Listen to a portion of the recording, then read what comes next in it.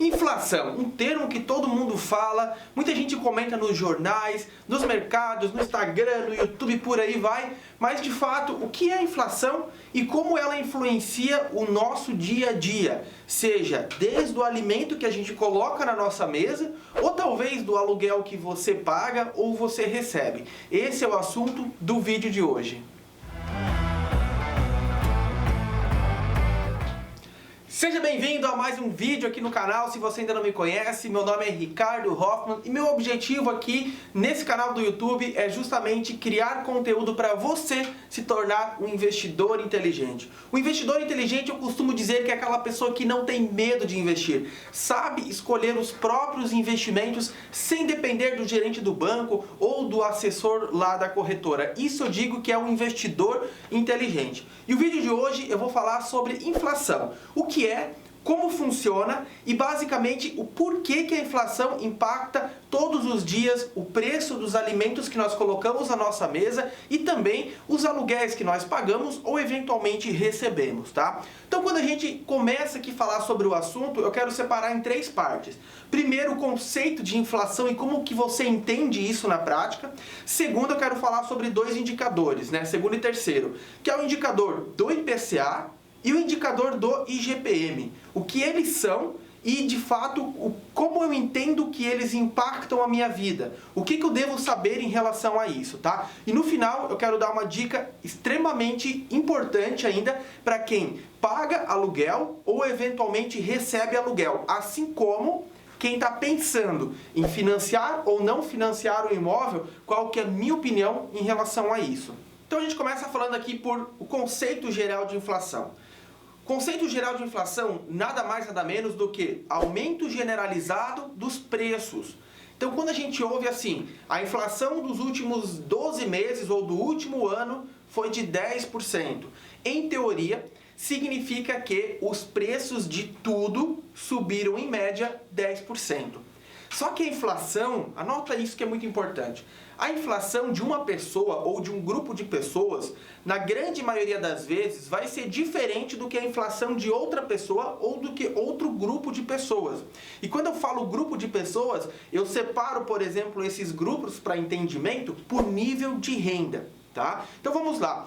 A inflação, ou no caso o IPCA, que a inflação oficial ela é divulgada pelo indicador IPCA, que é o índice de preços do consumidor amplo. E aí a gente entrando nessa segunda parte aqui, né?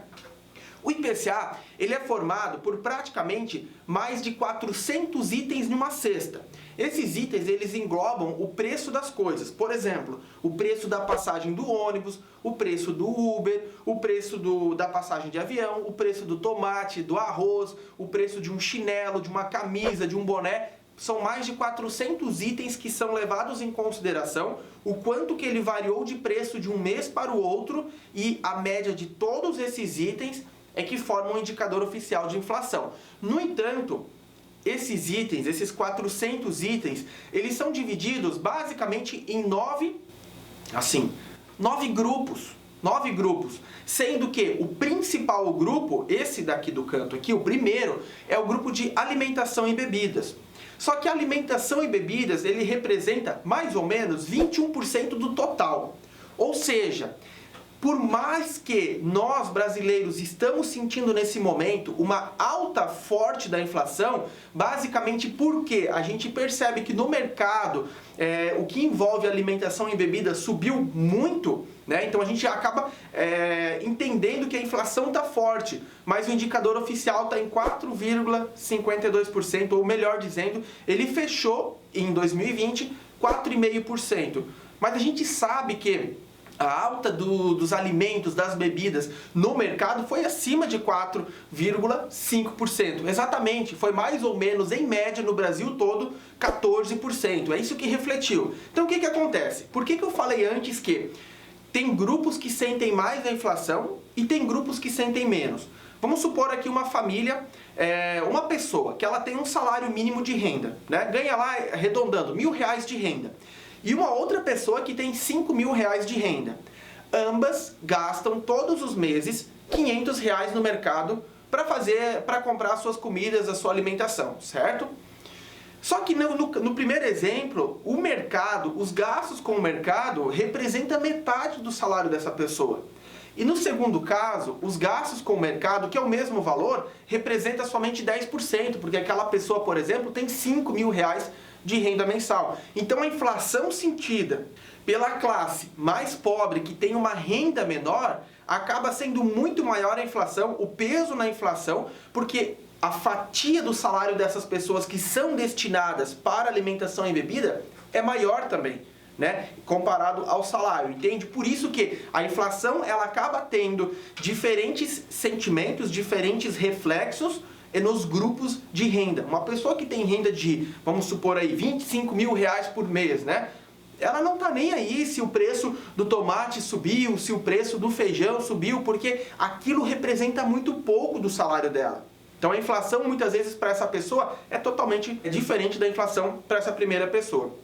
E aí voltando a falar do IPCA, o IPCA, só para entender aqui a sigla, né? Índice de Preços do Consumidor Amplo. O IPCA que leva em consideração esses mais de 400 produtos, né? E são dentro de 9 grupos, o que a gente observou em 2020? Que, por exemplo, o grupo mais importante, que representa 21%, é alimentação e bebidas, subiu 14%. Só que tem outros grupos que na média, em 2020, subiram 1% mais ou menos, e até outros grupos tiveram uma rentabilidade, uma oscilação, melhor dizendo, negativa. Por exemplo, o grupo de vestuário, que representa 5% do total do IPCA, ele teve uma queda em 2020 de 1,13%. E por que isso?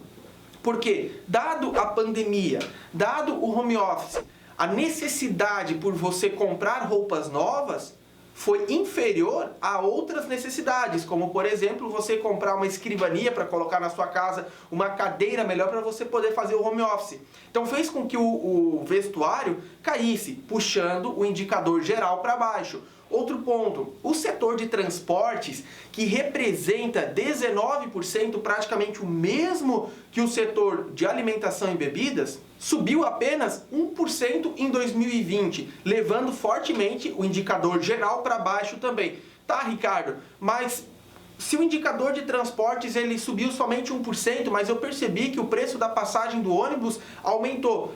Só que o preço da passagem do avião, por exemplo, diminuiu, mas não tem quase ninguém voando, mas diminuiu. Ele entra no cálculo, é estatística. O preço da passagem de ônibus interestadual também diminuiu, porque tem menos pessoas, né, viajando de ônibus de um estado para o outro. Então isso também é levado em consideração, ajudou a puxar o indicador para baixo. E principalmente no meio da pandemia ali, a gente teve uma redução do preço do diesel e da gasolina por um curto espaço de tempo.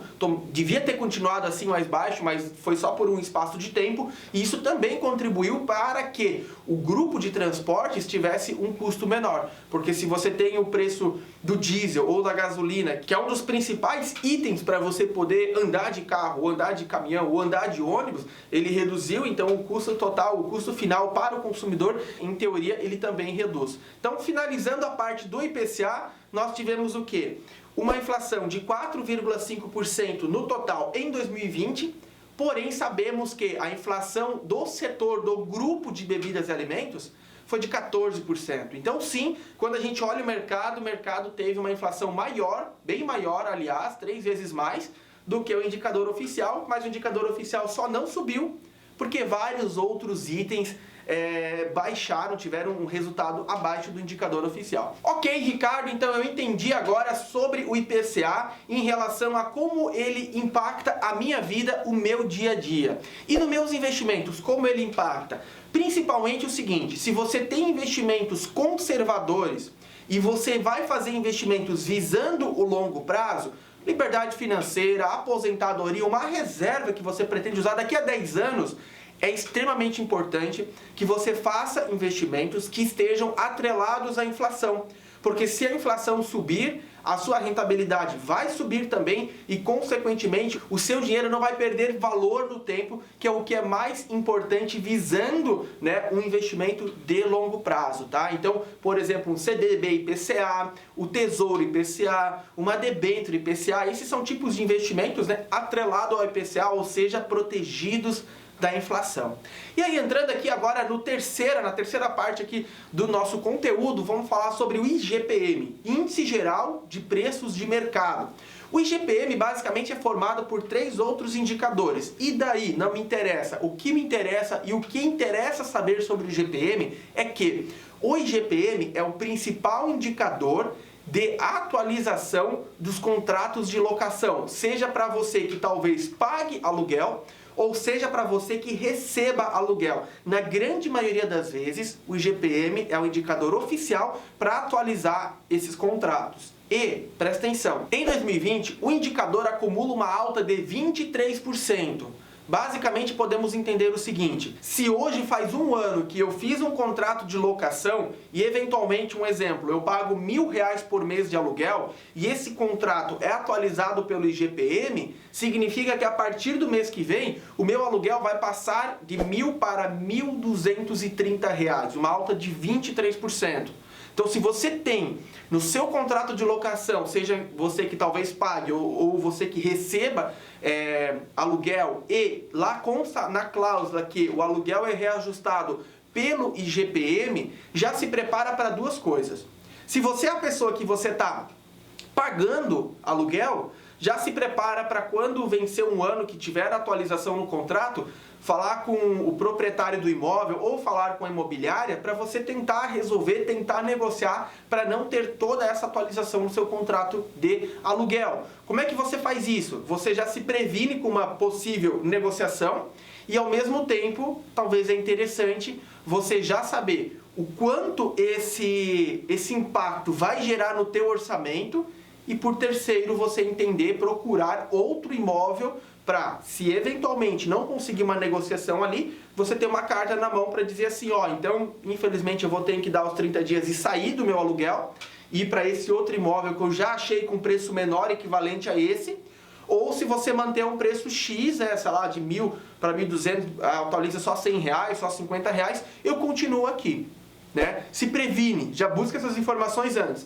E por outro lado, se você é a pessoa que recebe aluguéis, saiba que possivelmente o seu inquilino vai te procurar, vai reclamar, vai te fazer uma proposta, então esteja preparado para você argumentar com o seu inquilino de várias formas, explicando que o IGPM é um indicador oficial, está em contrato e, em contrapartida, você pode já fazer uma pesquisa e dizer, olha, fulano de tal, você está nessa sala bem localizada, as salas que tem na região aqui próximo de você são salas que o aluguel talvez ia ter maior, busque algumas opções que tem maior para tentar argumentar. Então, independente se você paga ou se você recebe, saiba que é interessante uma negociação, porque, querendo ou não, é 23% de aumento, né? Principalmente para quem está pagando 23% de aumento de um ano para o outro, é muita coisa. Ok, Ricardo, eu entendi, perfeito, mas olha só, por que se tanto o IGPM quanto o IPCA são indicadores de inflação, porém o IPCA é o indicador oficial,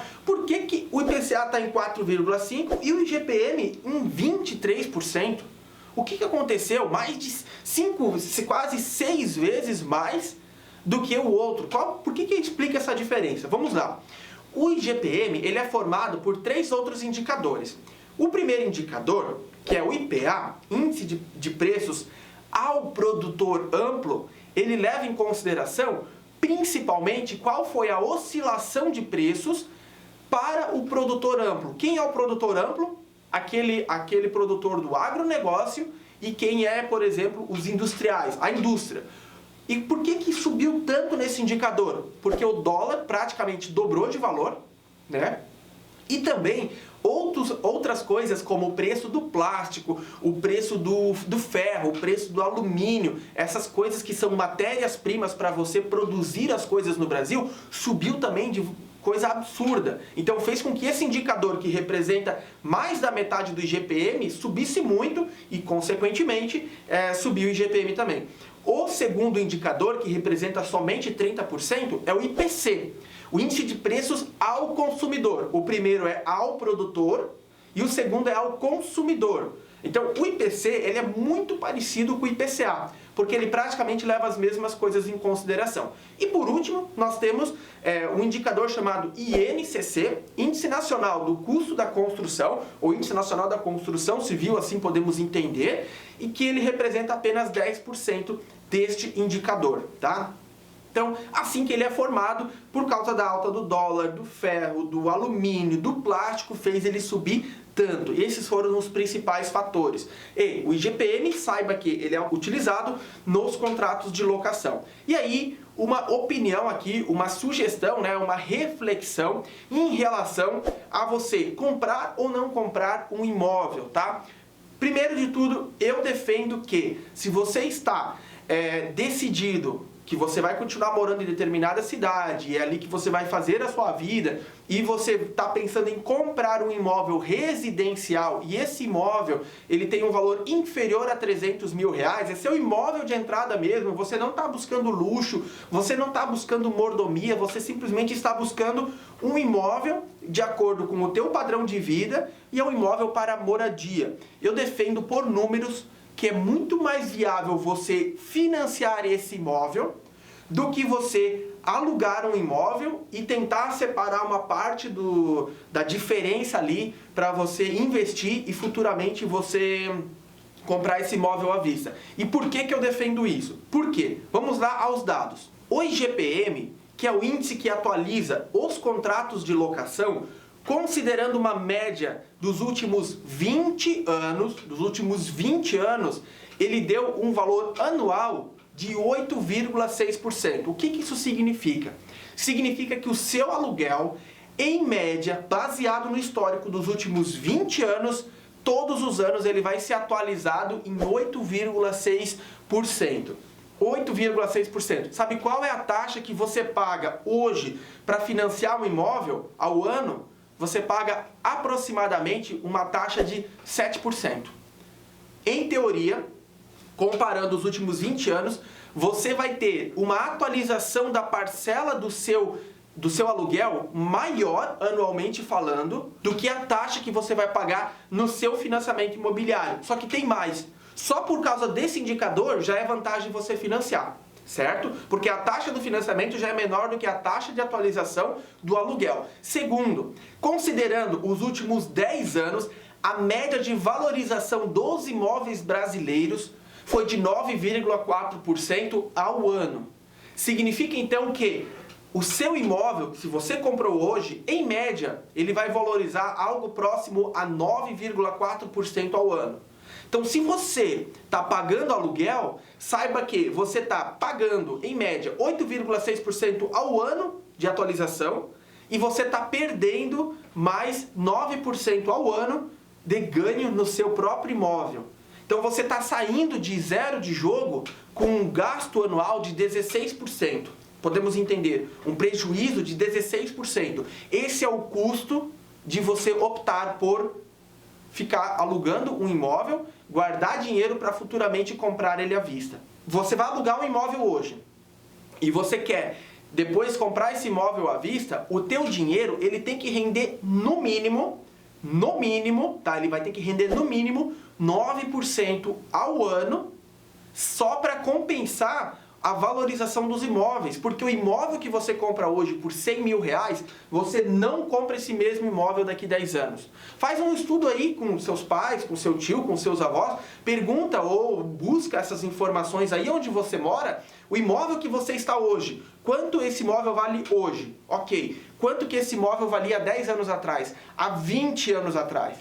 Entendeu? Então, por mais que você financia, quando você financia, a parcela é fixa, independente do que acontecer, a parcela ela é taxa fixa e ela vai decaindo todos os meses, porque ela é saque, né? Sistema de amortização constante. O teu salário tende a subir e a sua parcela tende a cair e o seu imóvel está valorizando. Então, portanto, se você pensa em financiar um imóvel de moradia, o teu primeiro imóvel até 300 mil, faz sentido. Ah, Ricardo, mas eu vi o pessoal falando na internet que vale muito mais a pena você alugar do que você comprar o imóvel à vista. Aí beleza, quem está falando isso? É o cara que mora com os pais, não paga aluguel, vive numa mansão e aí tá tudo bem. Aí ele não precisa pagar luz, ele não precisa pagar energia, ele não precisa pagar telefone, não precisa pagar aluguel, ele consegue guardar o dinheiro do salário dele, aí faz sentido. É outra realidade. É a mesma coisa o cara dizer para você que você não deve, por exemplo, comprar um carro e sim você deve alugar o carro. Mas ele sabe como que funciona a sua realidade, ele sabe o quanto que você precisa de um carro, tudo mais, levar filho para a escola, várias outras coisas que envolvem. Então assim, não faz sentido. E de novo, o cara que às vezes está falando para você alugar um carro, né, ao invés de comprar, ou não, ande de bicicleta e Uber ao invés de comprar, esse cara ou essa pessoa vai chegar no final de semana, ele vai querer fazer uma viagem, o que ele faz? Ele vai lá e pega o carro do pai, pega o carro da mãe e vai viajar. E aí, na conta, mostra uma coisa para as pessoas que não condiz com a realidade, acaba enganando as pessoas, e na prática faz totalmente diferente. Então essa é a minha opinião. Então se você gostou desse vídeo, se você achou que esse assunto fez sentido para você, já pega e manda esse conteúdo aí para algum amigo, marca algum amigo aqui, ou copia o link dele, manda para os amigos, manda lá para o grupo da família para entender melhor como é que é esse negócio de inflação. E se você ainda não é inscrito aqui no canal, já se inscreve no canal, deixa o seu like. Isso é muito importante para o canal aqui crescer, ganhar mais força, eu conseguir mandar mais conteúdos em diante. E também quero deixar um último recado aqui para você, tá?